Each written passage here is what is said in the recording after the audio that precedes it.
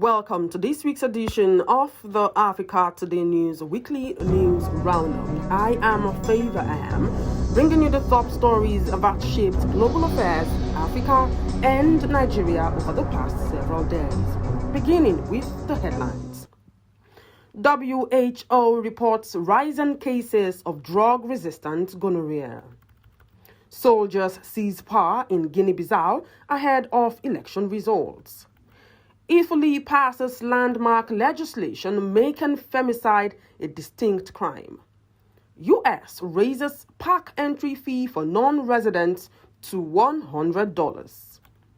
2 National Guard soldiers shot near the White House. Trump announces sweeping halt on immigration from developing nations. St. Vincent and the Grenadines elect first new prime minister in 24 years. Russia bans Human Rights Watch from operating in the country. Chelsea's Estevao Willian shines in a dominant win over Barcelona. Now the news in detail. The World Health Organization WHO has issued a stark warning as new global data shows a steady rise in drug-resistant gonorrhea. The findings came from WHO's enhanced gonococcal antimicrobial surveillance program, which has tracked the spread of resistance since 2015. The report, released during World Antimicrobial Resistance Awareness Week, underscored the urgent need for stronger surveillance systems, improved diagnostics, and broader access to new treatments. According to WHO officials, unchecked resistance threatens to undermine global progress on sexually transmitted infections and demands immediate coordinated action. Political turbulence defined events in West Africa, where soldiers in Guinea-Bissau announced that they had seized power and detained President Umaru Sissoco Embaló. The intervention took place one day before officials were scheduled to release the results of the contentious November 23rd presidential election. Through a televised address, the officers declared the electoral process suspended, ordered border closures, and imposed a nationwide curfew. Their actions unfolded as regional Catholic leaders called for calm, caution, and adherence to democratic norms.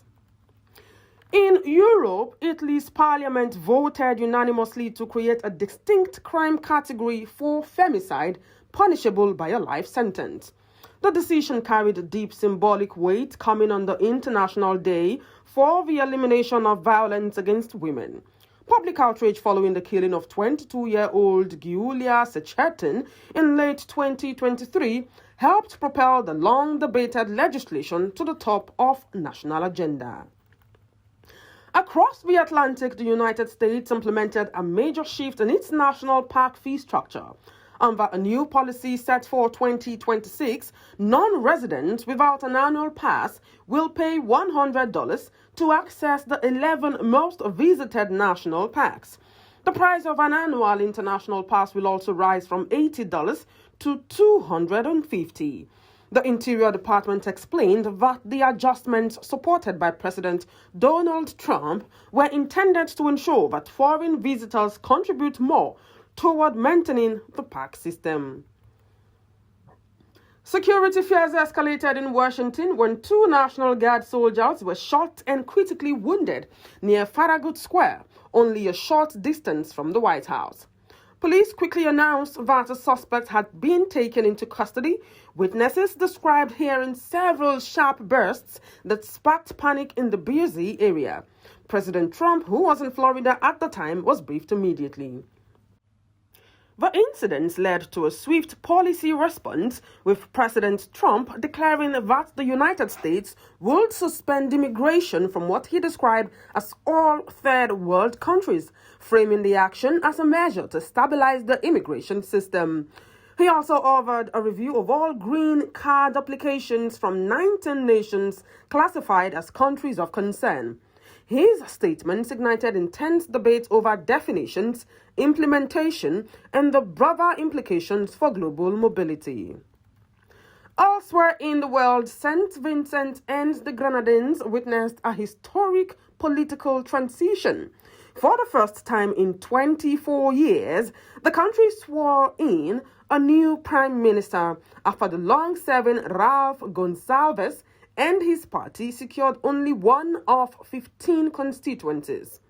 Godwin Friday's New Democratic Party swept the remaining seats, signaling a dramatic reshaping of the political landscape in the Caribbean nation. Russia has further tightened restrictions on civil society, designating Human Rights Watch as an undesirable organization. The classification forces the group to cease operations inside Russia and exposes anyone who collaborates with it to criminal prosecution. Human Rights Watch condemned the decision, noting that it had documented abuses in Russia for more than 3 decades. Moving on now to news from the sporting and culture world. In football, Chelsea's 18-year-old winger, Estevao Willian, delivered a standout performance during a decisive 3-0 Champions League victory over Barcelona. The match shifted sharply after Barcelona captain Ronald Araujo received a second booking just before halftime. An own goal by Jules Koundé gave Chelsea the lead, followed by a remarkable strike from Estevao and a late goal from Liam Delap, who ended an 11-match goal drought. Estevao's brilliance drew particular attention, especially in a contest set against his fellow teenage prodigy, Lamine Yamal. Now that is it for this week's News Roundup. Join us again next weekend for the top stories shaping the world, Africa and Nigeria. I am Favor.